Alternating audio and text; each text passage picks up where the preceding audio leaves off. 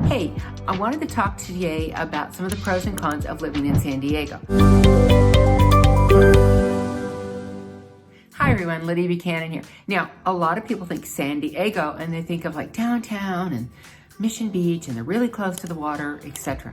But like so many other large cities, because San Diego is an extremely large city in the grand scheme of things, there are a multitude of suburbs out there. So when people talk about Sierra Santa, Santee, La Mesa, El Cajon, Chula Vista, Rancho Bernardo, Rancho Penasquitos, even Del Mar, that is, and La Jolla, I think Del Mar's got their own thing, but that whole area is kind of considered San Diego. So when I'm going to give you these numbers and this information, it's not to be rude or anything like that. I just wanted to let you know what's going on so that you're prepared. When you come down here and you're thinking, I want to live in San Diego. Well, okay, where do you want to be?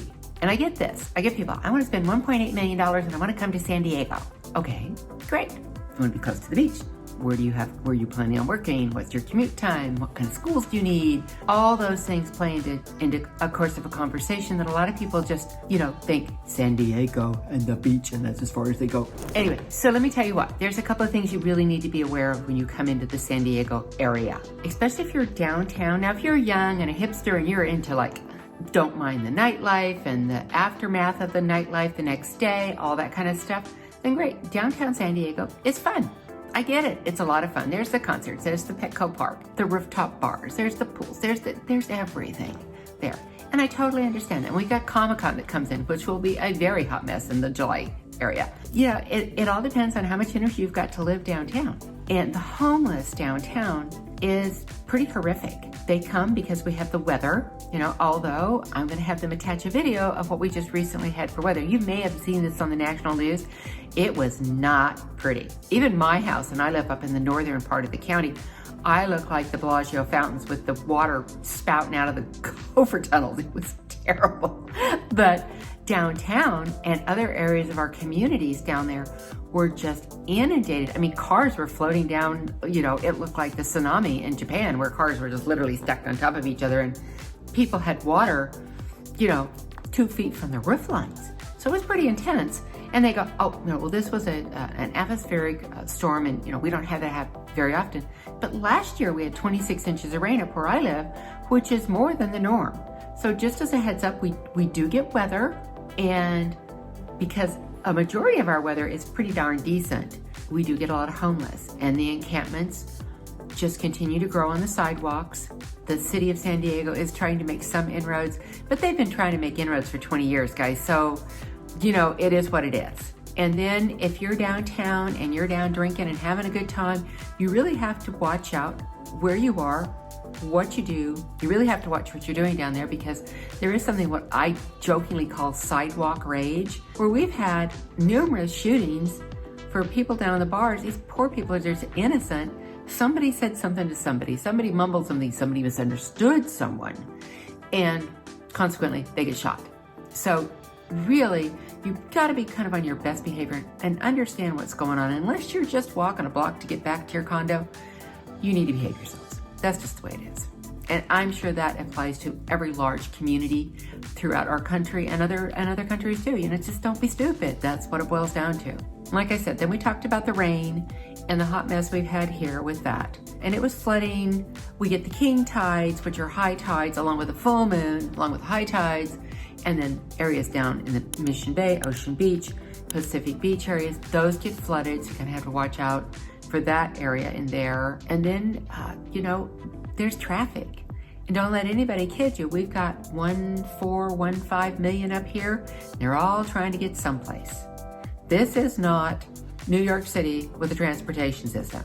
This is San Diego with a lackluster transportation system.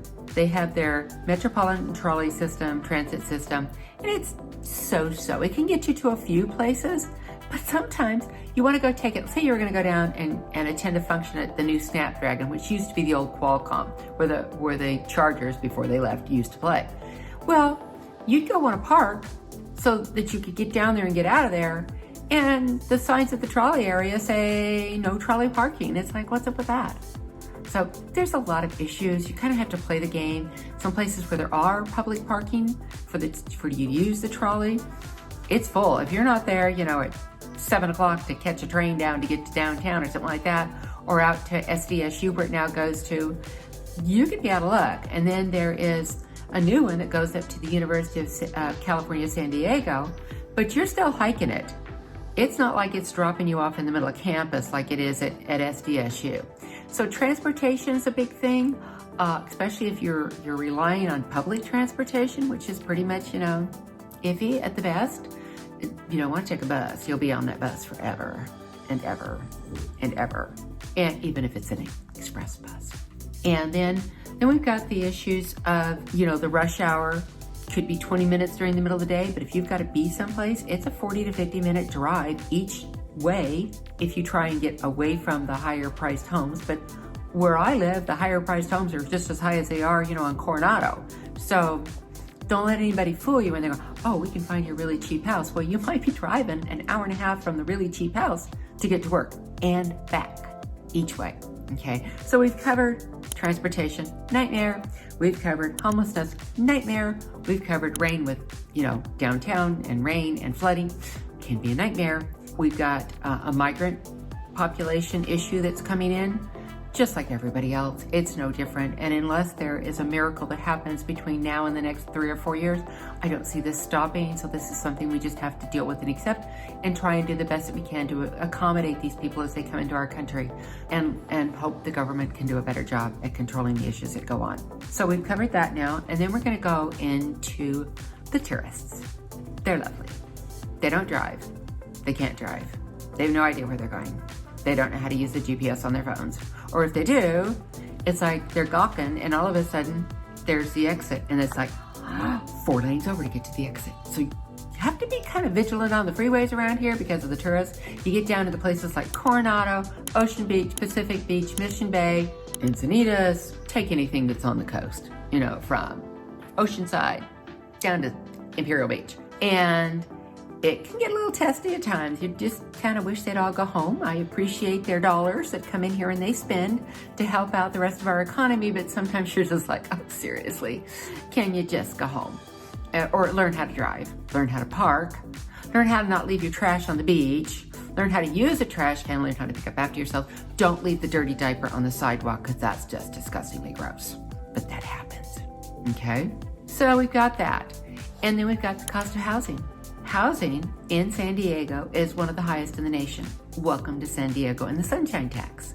It is extremely high here to live because we have a very, very limited housing supply of brand new houses because it's just not there. The stuff that's out there to build a lot or 2 or 4 or 5 on can become an issue with sewage issues, planning and zoning, the not in my backyard stuff that can take months and years to get passed, the architectural reviews, the antiquities reviews, because a lot of this is old Indian land, so that all has to be reviewed and done and be approved and make sure that there's nothing on there that is sacred to the local Indian tribes, which, they have that right to know what's on those lands. So now we've got all of those, we've done the traffic, and then we get to our gas. Our government in Sacramento has felt it the best thing to do is keep raising our gas taxes and then not putting the money where it's supposed to go.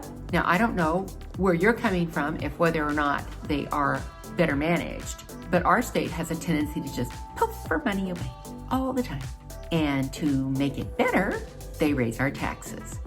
And now the latest and greatest thing that's coming on is there's 2 great things.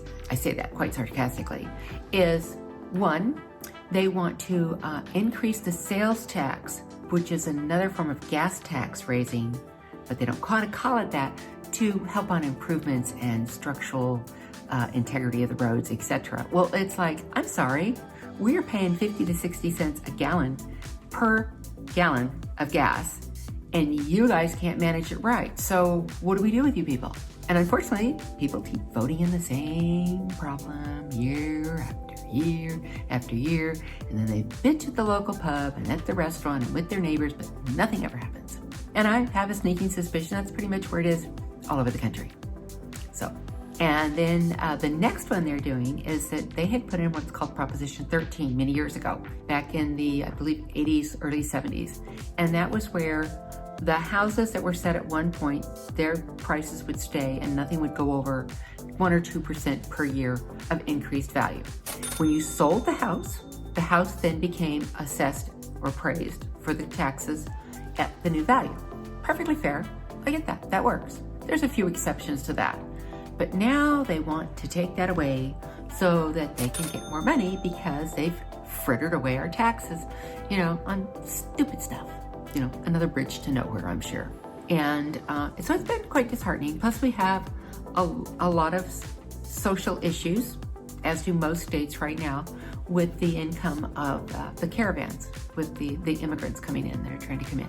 So it's none of it's perfect.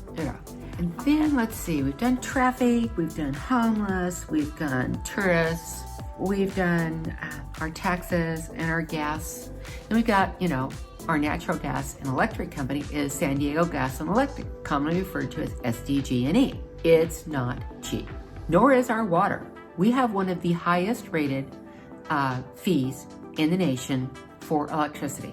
And we also have some of the highest water prices because we're technically a desert, but we buy water from the Metropolitan Water District, which comes down primarily from the Colorado River Basin. They don't get the snow, we don't get the water. Trickle-down effect.